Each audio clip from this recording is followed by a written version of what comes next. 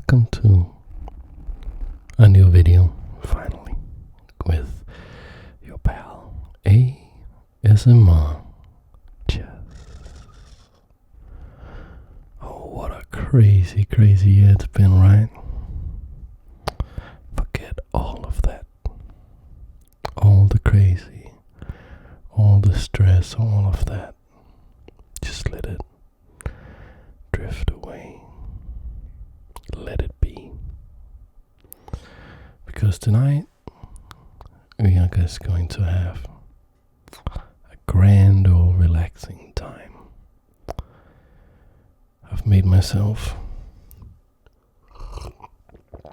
a nice relaxing cup of tea, and I've found a deck that I drafted in Magic the Gathering Arena that I'm going to show you guys, and then I'm going to show you the recording of when I played it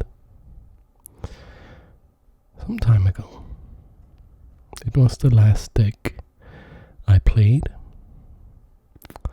and probably will play for some time, because there were some changes in my life, and I also want to get back into chess. Even though I love Magic, this is ASMR chess after all, and chess is my main game, always has been. So the story behind this this little deck here is that I was getting married. Yeah, I know it's crazy, but there were no big reception or anything like that, but actually that suited me so well. I always dreaded the idea of getting married, all that attention on me. And don't get me wrong, I like attention. If I'm on the stage performing, maybe, then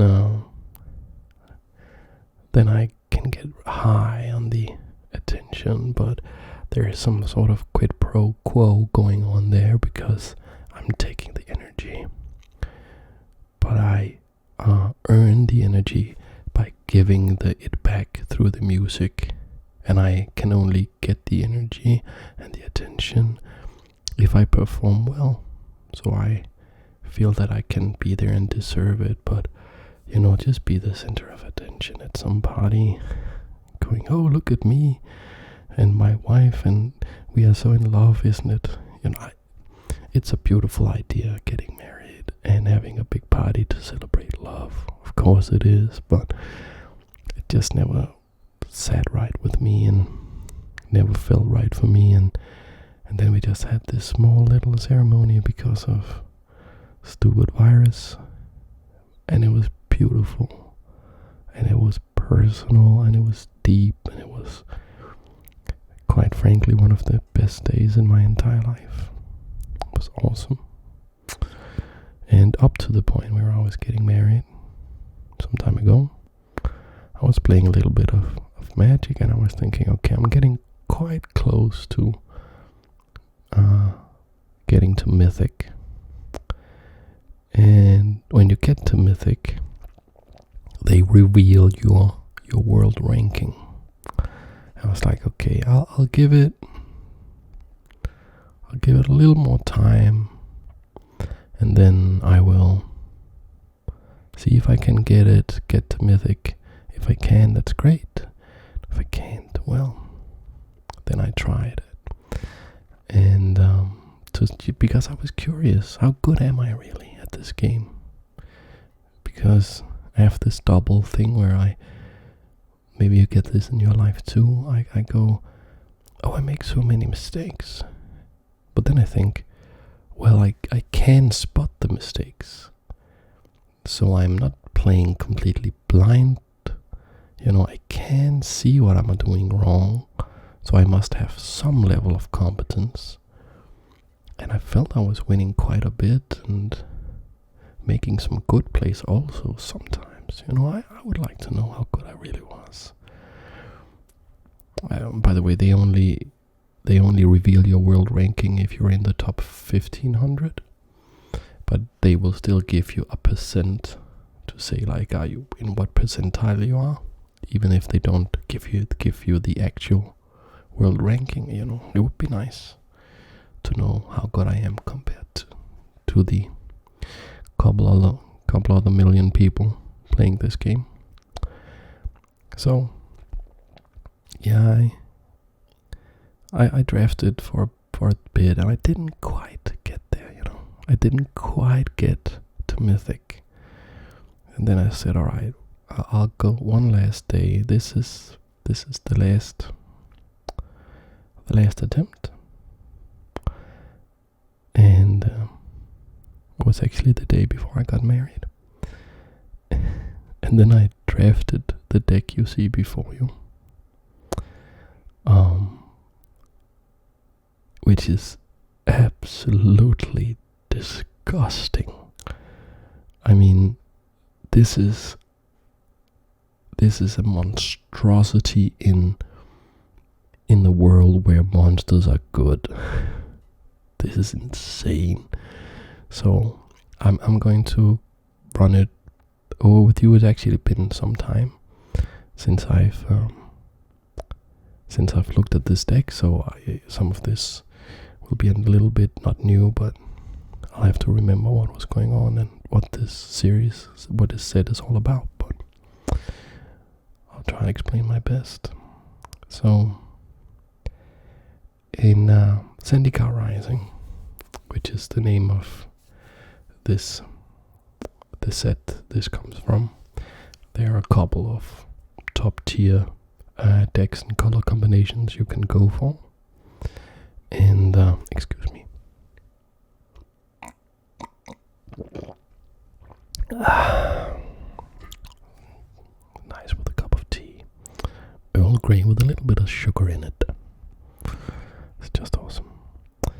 And so these different archetypes, we call them, and the best one was what I have here, white and black, but you have to be playing a particular version of white and black, namely the archetype called Clerics, built around a creature type called Clerics, like this guy. Excuse me. Like, where did he go? So this is a little bit stupid. Expedition Healer. Right, so like this guy. He's a cleric, he's a bear, costs 2 to play him, he's a 2/2 vigilance, and gains lifelink if you control another cleric. So already there you can see the cleric synergy going on. If you have more clerics, they become better. This guy gains ability called lifelink, and it's a fine card. But this guy is, like in most decks he would be just a really nice card, but in this deck he's merely an enabler to just get the really disgusting stuff going. So I'll start with the Crown Jewels, the 2 Cleric of Life spawned, costs white and black, is a 2/2, and when I play a cleric I gain a life. Whenever I gain life, like whenever I play a cleric, whenever I gain life for the first time each turn, also counts on my opponent's turn, then I can put a +1/+1 counter on this guy. So every time I play a cleric, I'll gain a life, and this guy will get +1/+1, get stronger. But it's also just every time I gain life for the first time. So if the lifelink ability on these guys gives me life, or any, like the Relic Vial, anything else gives me life, then they will grow. So they can grow 1 time each turn, but it counts my turn and my opponent's turn. And this is basically, like, you should count this as a 5/5 gain 4 life for 2 mana. It's insane. And then we also have the other uncommon, the Attended Healer. Whenever I gain life for the first time, I can create I will create a 1/1 creature. It's a cat creature. So you can see like these stack up. If I have both this guy in play and this guy in play, then every time I gain life for the first time, they grow and I get a 1/1 creature. Then you can combine it with the Relic Vial, that like I can tap it and pay 2 to sacrifice a creature and draw a card. So I could sacrifice one of these 1/1s, for instance. Then if I have a Cleric in play, whenever I lose a creature, or actually whenever a creature I control dies, my opponent loses 1 life and I gain 1 life. So I have this in play, and I have this in play. I can sacrifice a 1/1. My opponent will take 1 damage, I'll gain 1 life, and I will get back my 1/1. And by the way, the Cleric of Lifespawn will also grow. So already we have 4 very, very good cards going on here. But it's not over. Then we have the Core Celebrant. Like, he's just an enabler. Whenever when I play this guy or any other creature, after I play him, I just gain a life. So it just enables the life gain synergy to just go on and go on and go on. Then we also have this rare. There's a 2/2 flying for 3. And then whenever a creature I control dies, except doesn't count for tokens, so the cats won't work, it also grows. And if it's a Cleric, I may draw a card, and that costs me 1 life. And this guy's really good. Actually, he's a rare. This guy's an uncommon, but I actually prefer the Cleric of Lifespawn even over this rare, because these guys, you'll see them in action, they're just bananas. And then you have the Blood Priest, and that's not very, very good, but it's just fine as a 2/1, and then it just drains my opponent's life and puts and gives it to me for party type. So this is not very good in this deck, because basically my party type is almost always just going to be 1, because I almost only have Clerics in the deck, but it still enables and it's a Cleric, so it triggers the Cleric of Lifespawn. And then you have the Marauding Blight Priest. Whenever I gain life, each opponent loses 1 life. So you can see like all these cards are just about me gaining life and getting all sorts of advantages. I'm getting +1/+1 counters, I'm draining my opponent, I'm drawing cards, I'm getting 1/1 tokens. It's insane. Then just for fun, we have like one of the most broken cards in the set. Like, it's a 3/1 for 2 mana. That's fine, it's playable, but I can also play it for 5, and then it's 5/3. And then whenever I play a land, if this thing is in my graveyard, I can just play it. So I can just attack this into my opponent every turn, and if they block it or trade with it, I'll just get it back and maybe even make it stronger. Also, the Fearless Fledgling grows whenever I play a land. Like, a Blood Beckoning to get my cards back from the graveyard if I somehow lose them. Decent amount of removal, Deadly Alliance, Feed the Swarm. And I actually have this 1 copy of Oblivion's Hunger. Like, this is the only time I ever played this card, but I have a lot of +1/+1 counters. It's the only time in the set I played this card. And then you see Shepherd of Heroes. It's a Cleric, it gains life, it's good, it's flying. It's not that important, but it's, when this is your, like, one of the, it's not important, that means you have an insane deck. And Emeria Captain, not that good in this deck, but it fills a role, and yeah, So I'm sorry I didn't record the drafting of this, but when I was done drafting, I was like, okay, I gotta record how this deck performs, because I was 6 wins away from getting to Mythic, and you have a very decent chance with this deck to get to Mythic, and then I would learn what my ranking is or what my percentile is. So that means, like, if I can lose 1 game, because you get 7 games. Like you can play the deck until you win 7 games or you lose 3. Either I had to get 6-0 and then I could lose the last one, but I would still be Mythic, or I had to go 7-0. Because if I lose a game in the first 6 games, it's over for getting Mythic, and then I had sort of promised myself I would, put this stupid game down, focus on the marriage and getting married and stuff, so, and the wedding. So,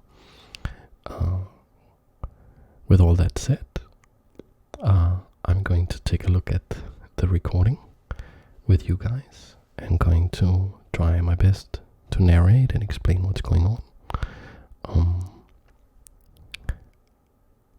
So I probably am making some very stupid decisions at points, and if you are a proficient Magic player, you will maybe feel like writing that in the comments, and if you feel like that, just please do. I like when people say, oh, you could have done this or you could have done that, as long as you're nice about it. I love learning, love getting better, so yeah, be my guest, and be my guest to write anything in the comments, how you're feeling, like anything. Like getting to talk to you guys is one of the premier reasons I even do this YouTube channel. Alright, let's go. Let's look at some Magic. Alright, here we are. Facing off against Devo Grad, who is ranked as 72nd in the world. And I start with this monster hand. Probably going for the Fearless Fletchling first. Because it has landfall. So every time I play a land, I would get a counter. So I want to get that going as quickly as possible. Only playing planes, so as not to show my opponent my second color just yet. We see a Gnarled Colony. It's just a 2/2. I can play the land, and then it's already an interesting decision. Of course, I attack. I think the Taborax is best to play because it uses up all mana, but there's also an argument that I'm starting to like for playing the Cleric of Life Spawned, to get it growing faster. I think, that's what I end up doing. I think that's pretty close. But if I draw a land, I would have been able to double spell now. So that would have punished me for... Well, I would still be able to double spell maybe if I get a chance to use Oblivion's Hunger. But a slight punishment maybe for not playing Taborax out there. So I'm just reading this card my opponent played. It has a wall of text. It's basically well, you'll see it in action in a little bit. It's a weird card, but it actually makes sense in his deck. So I play the Taborax, grow the Cleric of Life Spawned.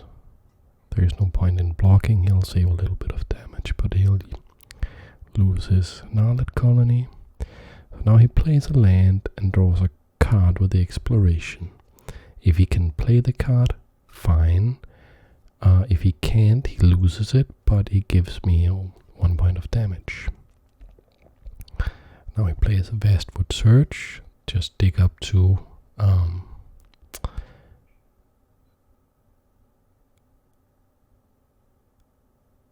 lands, double trigger his Valakut Exploration and give me 3 points of damage, but it's not really a problem. Here I mean, like he's playing an Omnath deck, I'm pretty sure, trying to make Omnath work. Can't remember if that was exactly what happened, but like we are at turn 5 and look at what I have going here. It's insane. I play the Tinted Healer, immediately get a cat.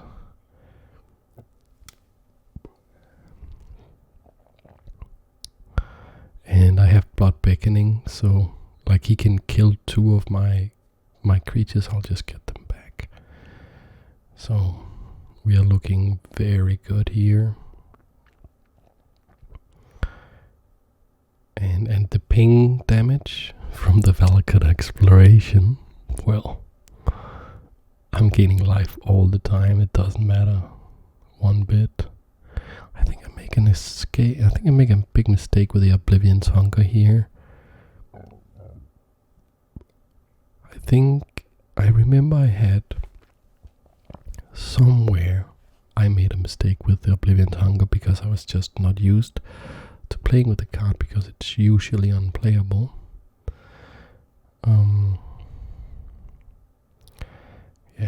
Trigger the stuff, gain, then basically attack with everything, and I can just make something indestructible, but I make the wrong thing indestructible, I think. I'm not sure why, because it should be, it's so stupid. Like, I should have made the Fearless Fledgling indestructible, of course. It's just so stupid. I just targeted the wrong. You can see my frustration there. Probably laughing a little bit at myself.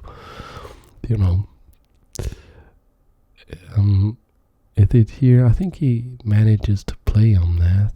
Can't really remember. It's been quite some time. Okay, the Scythe Cat, not afraid of that. Okay, he gains a little bit of life there, but I'm still doing quite well.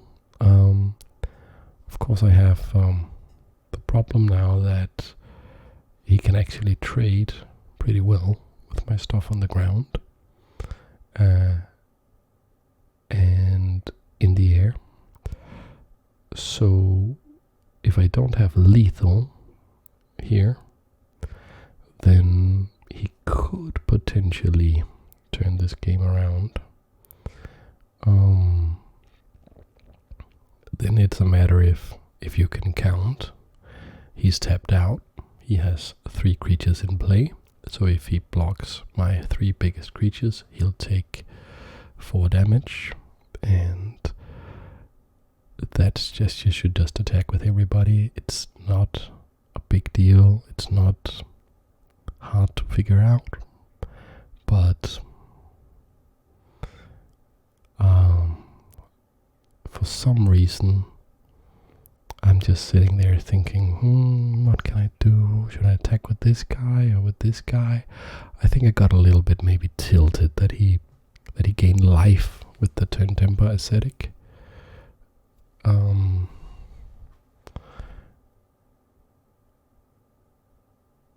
So here I play that to grow all this stuff, gain some life, and draw a card. Even though it would have, of course, have been better to just win. But now I also have more cards in the graveyard for Blood Beckoning. And I mean, I'm still doing extremely well at this point. But a little embarrassed that I didn't just make this super obvious play and attack with everything. Against Devo Grad, ranked at 1172 in the world.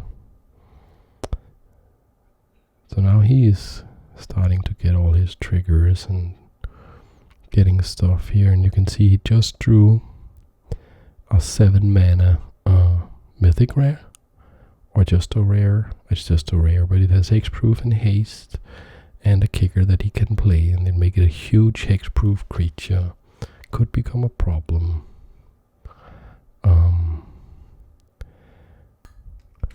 Fortunately, he doesn't have the mana to play it just yet, and we will have to exile it with the exploration. Ping me for 3 damage, and that's no problem. I gain life all the time. But if you look at my opponent's board right now, you know, it's not unthinkable that I would lose this game. And all I had to do earlier was just hit attack all. Still, I can win now because I have enough creatures. He has only 4 blockers, and I have 7 attackers. So, and he will lose 1 life also. So now we got to the diamond tier 1. So he just resigned. He didn't wanna work with that. Playing against a more reasonably ranked opponent. This guy is diamond tier something. This hand is not as brilliant as the first one, because I don't have anything to play on turn 2, but there you go. Draw the perfect 2-drop, and now this hand is a monster again. I even got a second insane card that I could have played on turn 2, but I want to get the Cleric of Life spawned in play so I can get the triggers going. So here I just play the rare, grow the Cleric of Life spawned, gain a life. I don't want to attack because he will trade with his trash common. I don't want to deal with that. It's another trash common, no problem at all. I think this was meant to be an enabler for landfall. Didn't work out at all in this set. And here I should probably just attack and have the subtle strike up. That way I can use all my mana.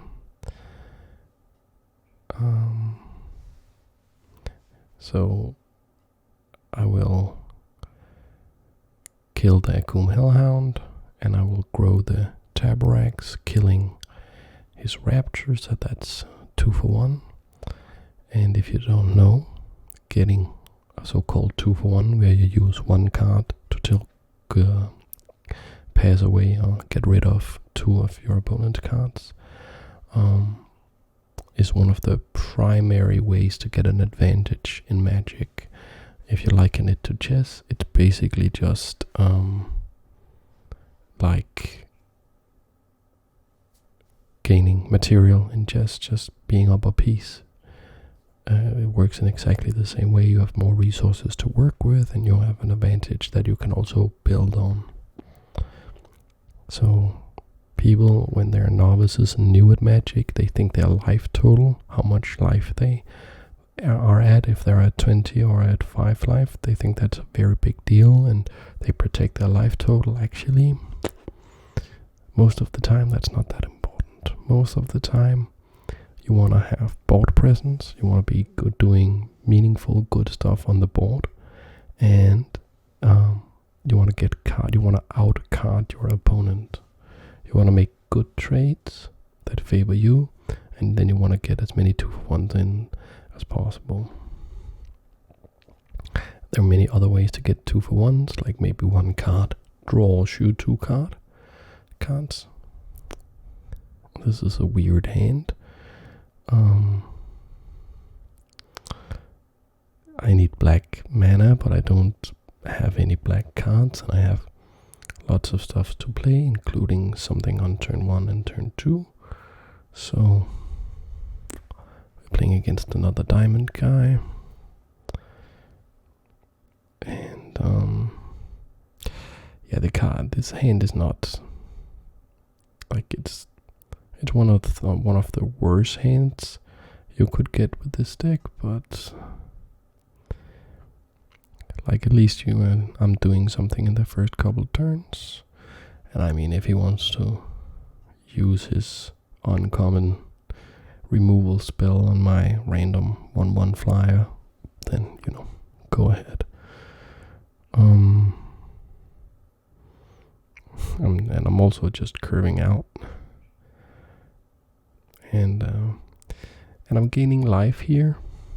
Like that gained me 3 life with the Core Celebrant and the Expedition Healer, and that buys me some time.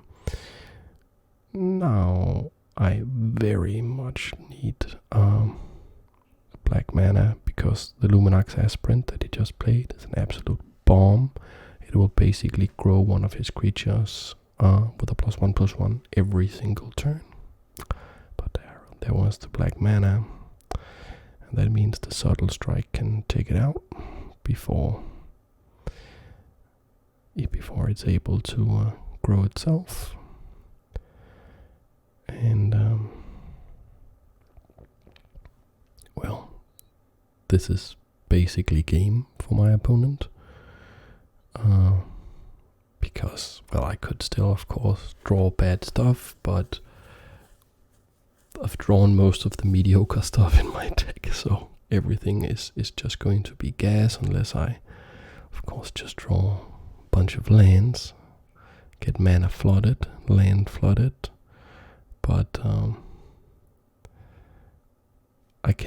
I have like 2 good flyers I can play here, and I gain more life for each of them, so that also gains me time.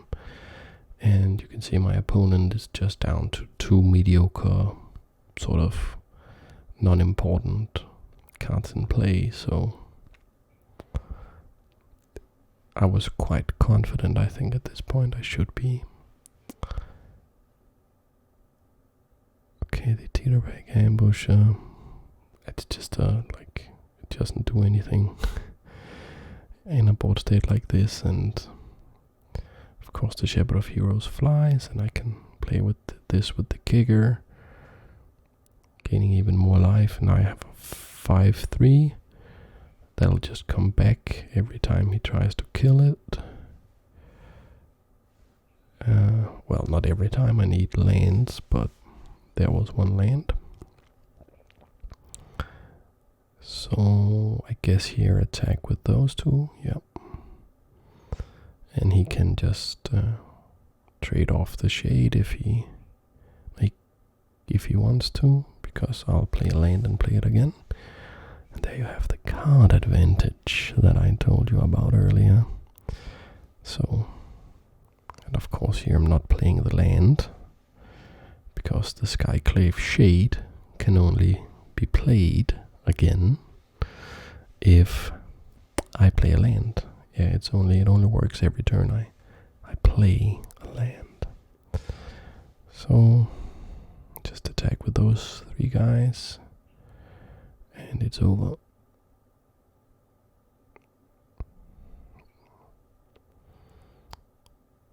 Yep, absolutely.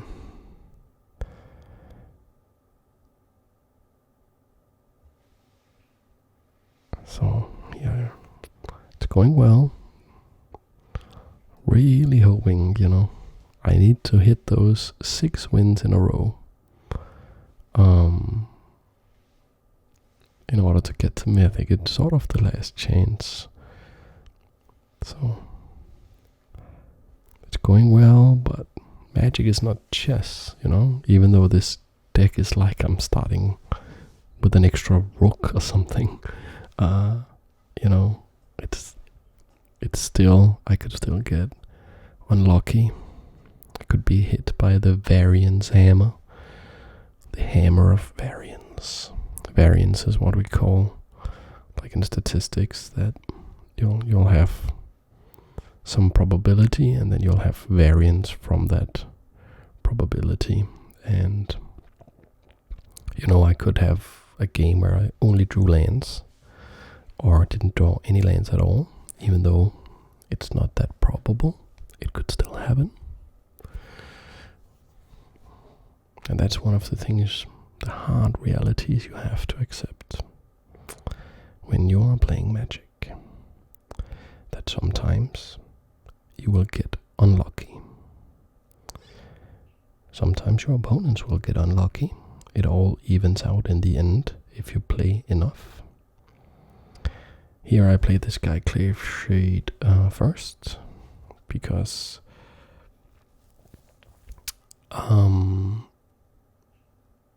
I don't have a particular reason to play the Cleric of Lifespawn, because I do not have a cleric in hand, and it only grows if I play clerics.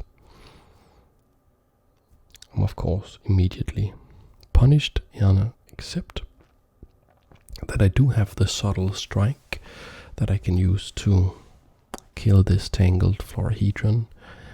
It works as a mana elf. It's a 1/1 and counts as a land.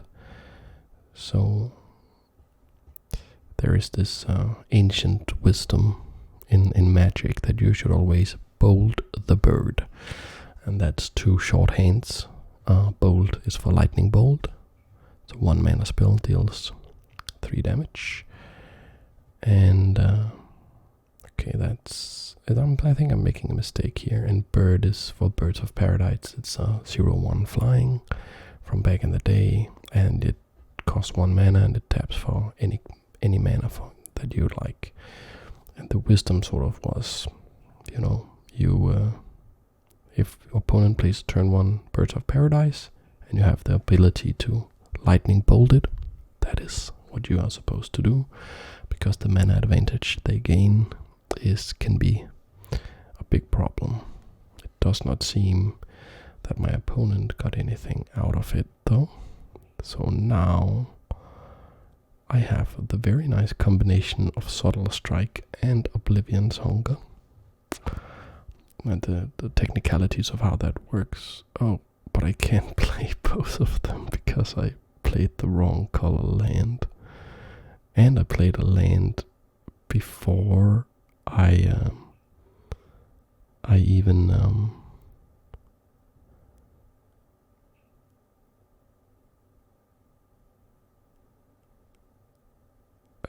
before I attacked. This is ridiculous. That's a very bad play for me. And fortunately for me, my opponent just got 2 for 1 by the Subtle Strike. I mean, that play was like playing the plains out there instead of the swamp. You know, then you kind of don't deserve to be mythic if you do that stuff. I mean, that's embarrassing. If I had the swamp out, I could play both Oblivion's Hunger and Subtle Strike, and of course they work very well together, because with Oblivion's Hunger you get to draw a card if the card you make indestructible with it has a +1/+1 counter on it, and Subtle Strike puts a +1/+1 counter on something. So I'm actually, like, in a weird way, a little sad that it worked out for me anyways. Now let's see if I have learned my lesson, and at least, because in this situation there's no reason for me to play the land before I attack, because maybe the Skyclave Shade will die. It looks like it does. I don't think there's any reason to use Oblivion's Hunger on it, no. And of course I play the Expedition Healer pre-combat to grow the Cleric of Life's Bond. Then I play the land, get Skyclave Shade back, play that, pass the turn to my opponent. This game is over. Even more so that now that I just play Cut Relic Vial. It's an engine all in itself almost. I think he's tapped out. I can just attack with everything. I even have Oblivion's Hunger up. So I can make something indestructible if I want to. Or I could sacrifice it and draw a new card and drain my opponent. But I think I just use Oblivion's Hunger on Expedition Healer here. That would be my guess. I could also use it on the Skyclave Shade. If you choose to block that, even though I'll just there's like I don't even need the Expedition Healer, to be honest. So I could consider keeping the Oblivion's Hunger back to protect the Cleric of Life's Bond. Yeah, I actually choose to do that because it's a way more important card for me.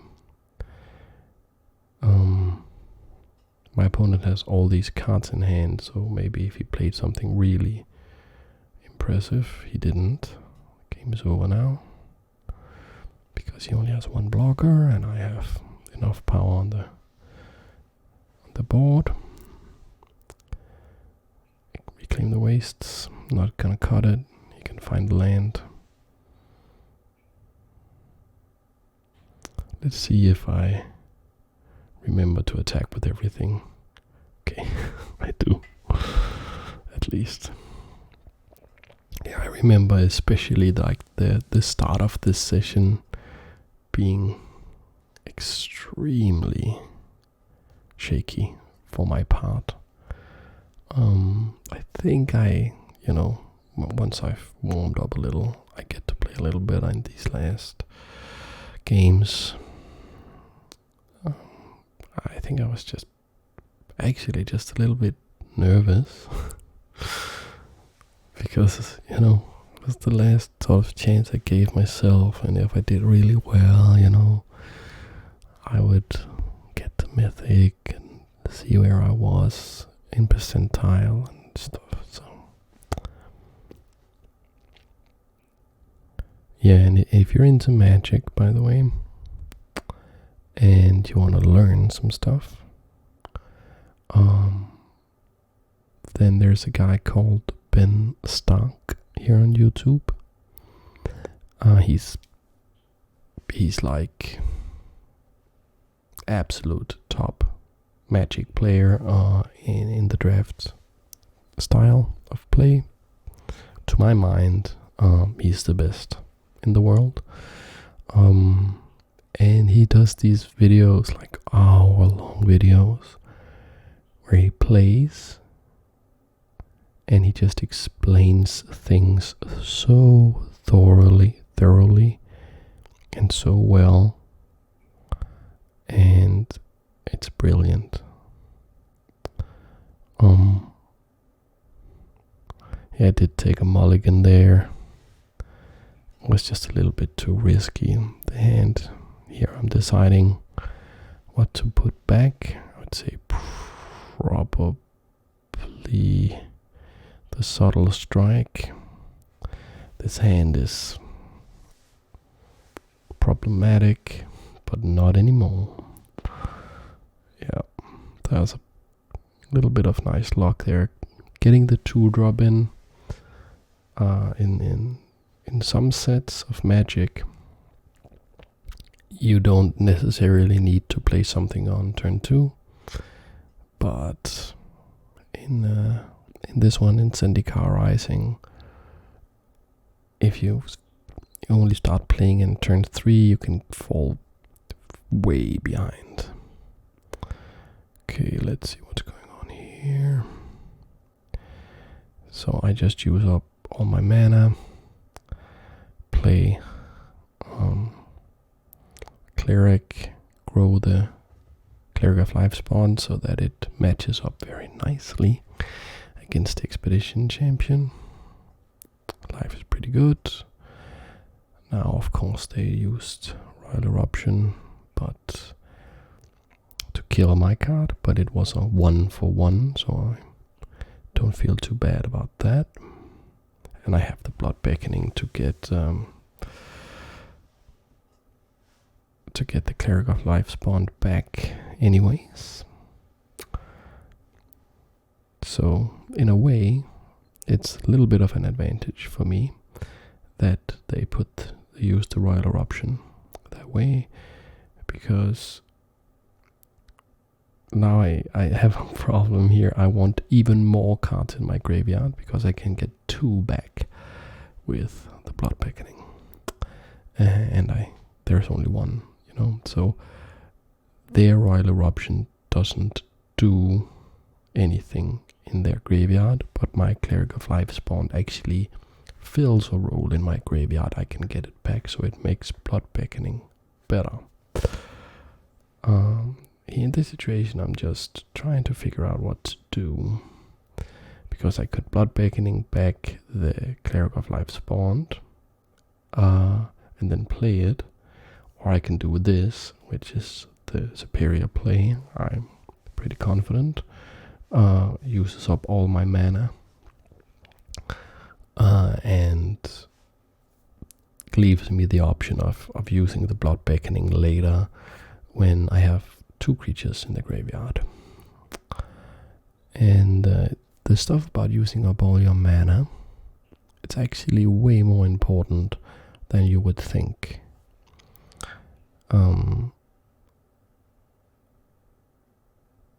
So yeah, this deck is disgusting. Like, he can't even kill one of my premier creatures without me pinging him, and like all sorts of good stuff happening for me. Like, he had 2 Royal Eruptions, those are good removal spells, but now I have 2 creatures in the graveyard, so I can just get them both back with the Blood Beckoning. Or I can use the Relic Vial to sacrifice the cats, gain new cats, draw cards, and drain my opponent and gain life. I mean, let's see, if I attack here, I attack for 6. Do the cat thing. He'd be at 2 life. I think that's actually what I'm going to do. Bam, bam, bam.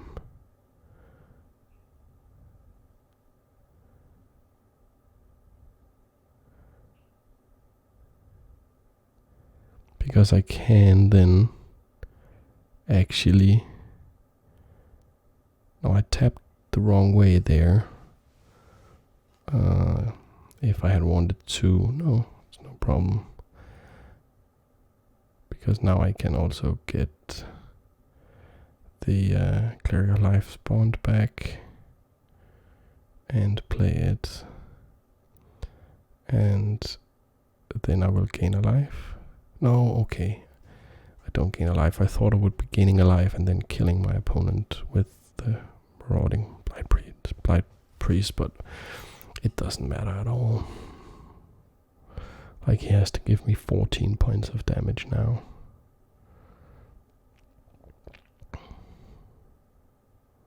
I think with the Relic Vial, I could also just have blocked a creature, and then that would have pinged him to death, but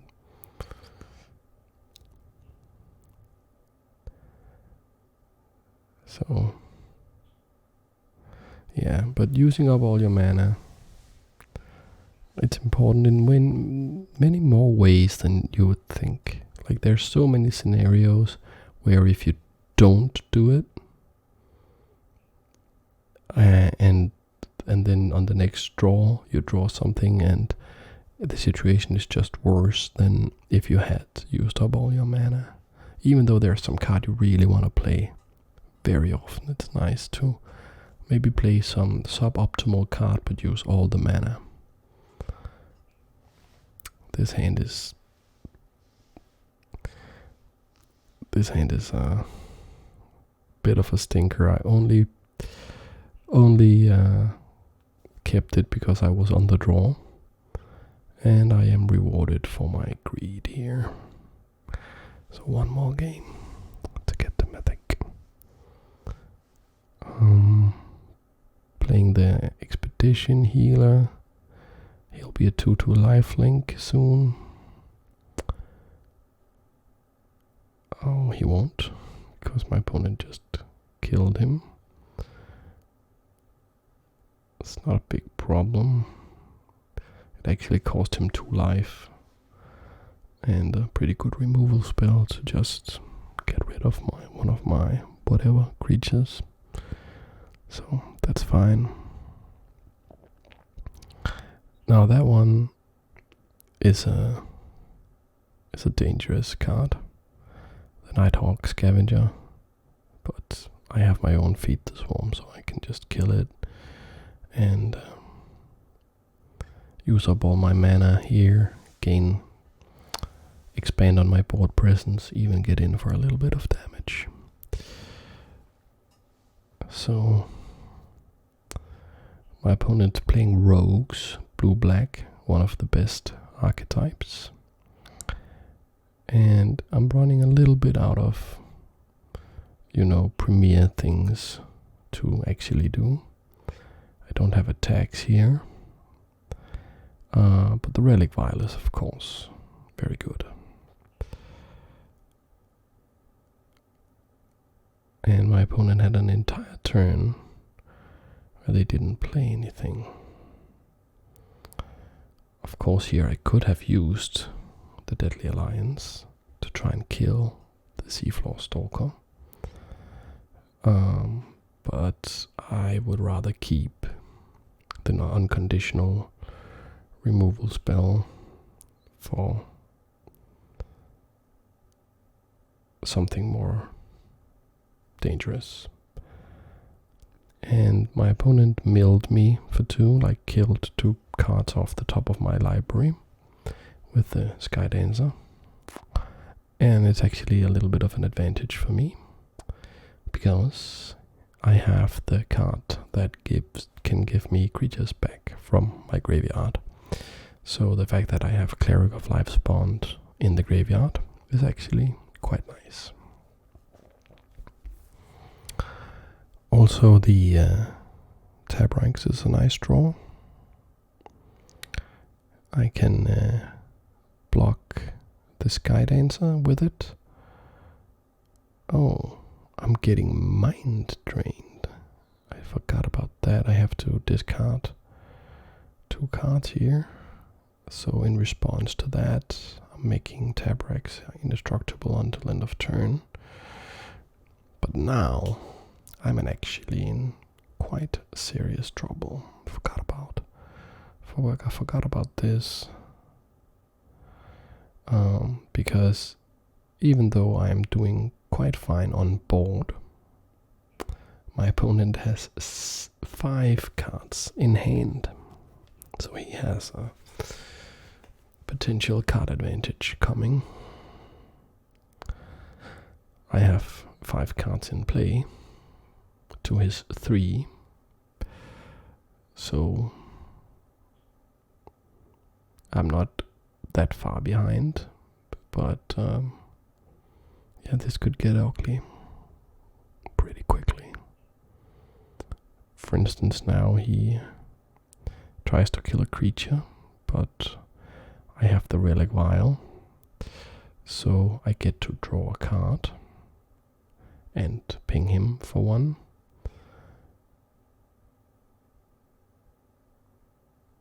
So let's see here. I play the Emeria Captain.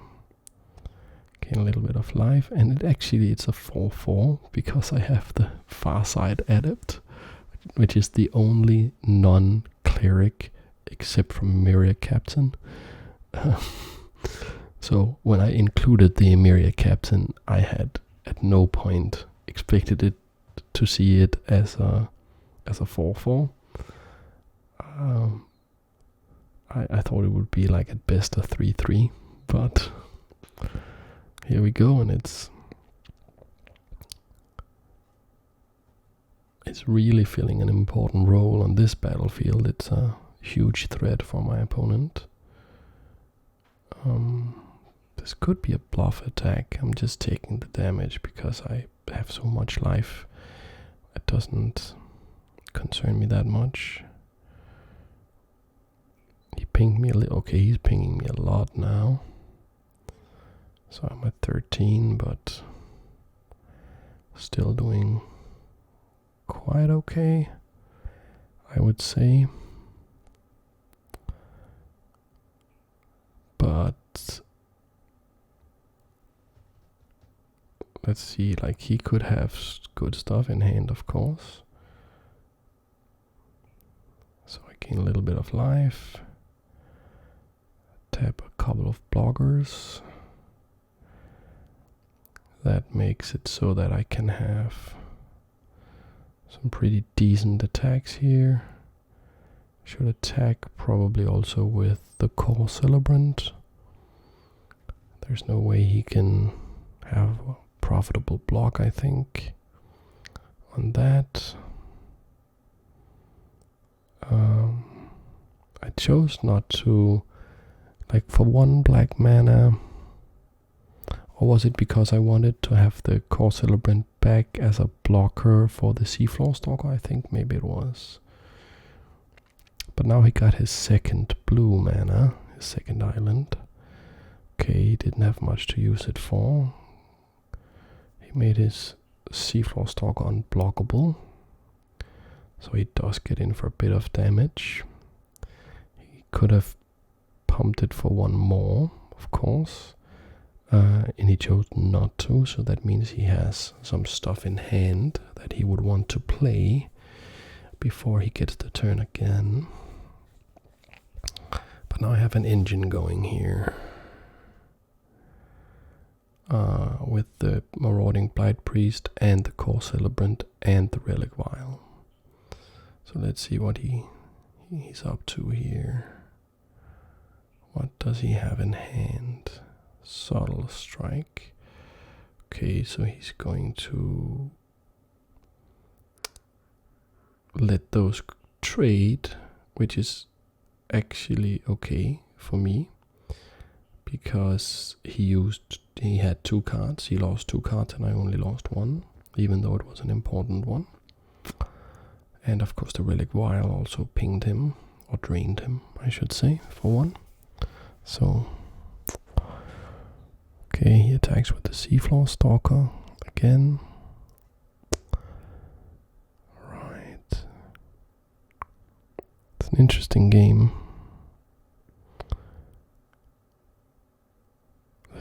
Like we are just sort of chipping away at each other. I'm considering sacrificing the Kitesail Cleric to draw some more cards with the Relic Vial. Because every time I do that, I ping him more. Okay, that's a good card. I think I probably should have sacked the Kitesail Cleric. Get more cards. I have so much mana, so I can... I could have played 2 cards in this turn. Furthered my advantage, but didn't. Oh, hindsight is 2020. Now it's 2021.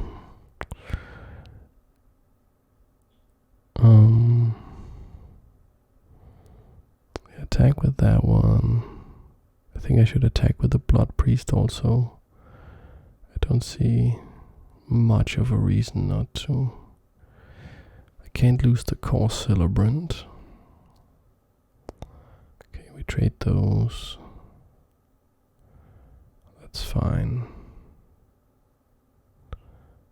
Because every time I lose creatures, I further my advantage a little bit.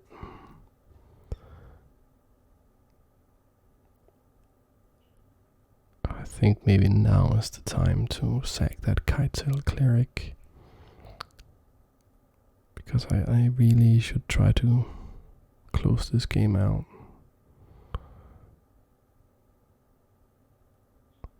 Before he stabilizes. I can see I'm apparently not sacking the Kitesail Cleric. Looks like I'm not doing that. I think that's a bit of a no-brainer. Thinking about his life total. Maybe I'm thinking that since the Kitesail Cleric flies, he can't be blocked, and maybe I should try to get in for more damage. But the thing is also, if I do sacrifice the Kitesail Cleric, which I'm quite sure I should have done, I would have grown the Cleric of Lifespawn, and then he would have had a hard time blocking that. So I think it's a pretty bad play not to sack the Kitesail Cleric. Here am I trying to ambush the Marauding Blight Priest here? I think I am. Because if I make this attack and he blocks with the Marauding Blight Priest, I could sack the Kitesail Cleric in response. I chose not to do that. Like now I must sacrifice that Kitesail Cleric. There's no way around that. Now he even played a big old 4/4 flyer, making the Kitesail Cleric completely useless as an attacker anyways.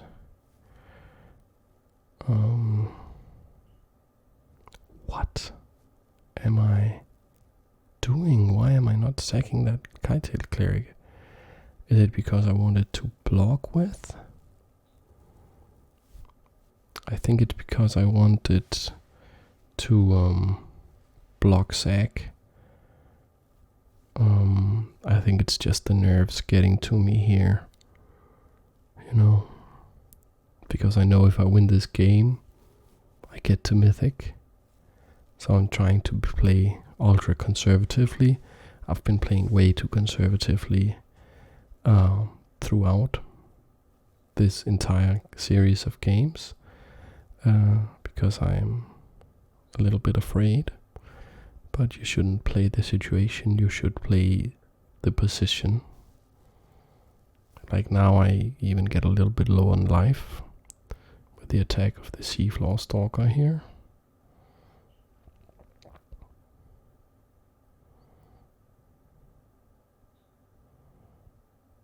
So now I can't sack the Kitesail Cleric because I do absolutely need it to block the Falconer, I think. So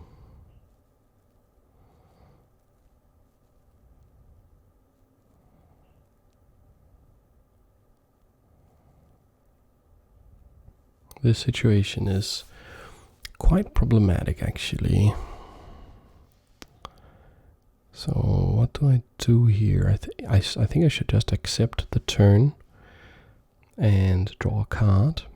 And okay, and I am sacrificing it. And like the first time I thought I shouldn't do it, I did. Oh my god. Just playing so many lands is ridiculous. Drawing so many lands. But actually I have one last chance here. Of course, if I give my opponent the turn, I will lose.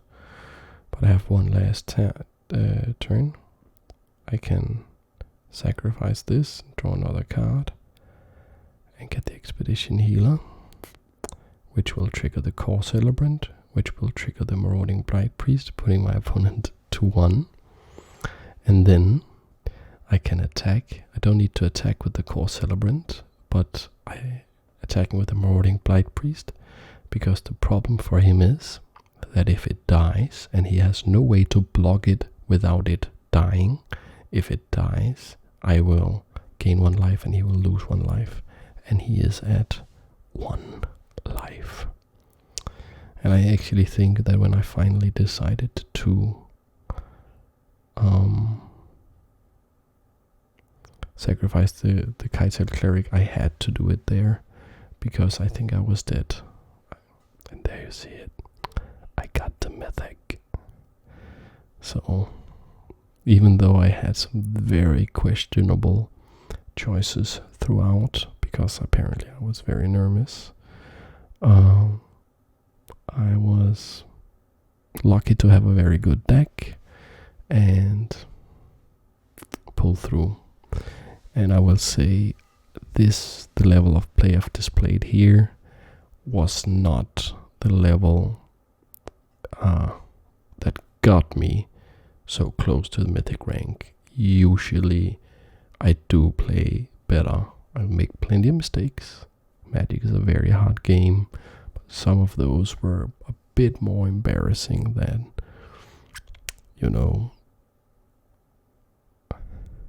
than what I would usually do. Even though, of course, I make embarrassing plays once in a while, even in no pressure circumstances.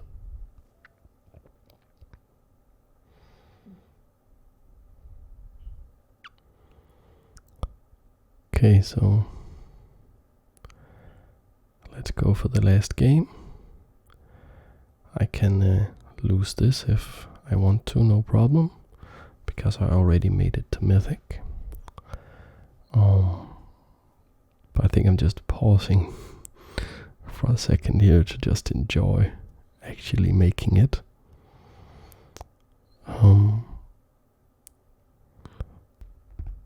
Let's have the last game now.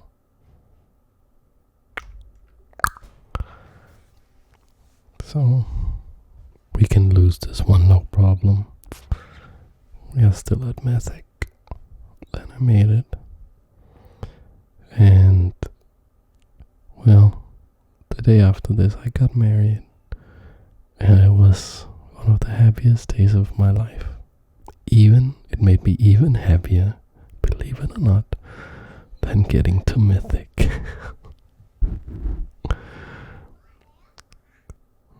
Alright, here we go, playing against Jerry Wall, number 1035 in the world. I have an insane hand. Just 1 drop, 2 drop. Absolutely brilliant.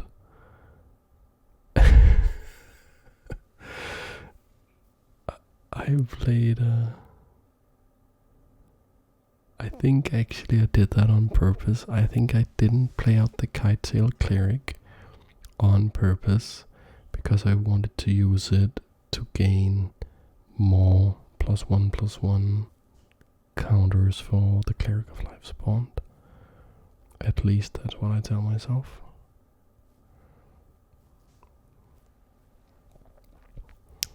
So situation is very good for me. Thieving Skydiver is not a problem at all, because I can just play this and attack, and my opponent, this is turn 3 and my opponent is at 4. Is it turn 4? I think this is my turn 5. So I could Subtle Strike the Thieving Skydiver and Blood Priest, and I think that's lethal. So Blood Priest is just pings for 1. But I do gain the life and grows. Yes, and Subtle Strike is lethal. So that's a turn 5 win. So, not a particularly epic way to end this series, but well, I got there. And we see my world rank, number 388. And I'm actually proud of that. Because like more than 2 million people play on Magic Arena. And doesn't mean necessarily that I'm the best, like that I'm better than almost 2 million people, but it's still something. So that's this video. It's just a easy video for me to get back into producing content for you guys and interacting with you guys. Missed you guys so much, and I'll make some more, chess videos in the future. And here, before I end this video, I just have to give a big thanks, of course, to all of you guys who've subscribed and commented and inspired me to come back, but even more so to my patrons. I don't have many, but those I have supported me and donated some money, and these are trying times also for me. And some of these months there was stuff that I needed to buy for my family that I could not have bought without the support from my patrons. And well, that means it's just not on an emotional level. It physically, practically means a lot to me. So thank you guys for that. You guys are awesome. See you all in the next video. Thanks for watching. Bye. Love you all.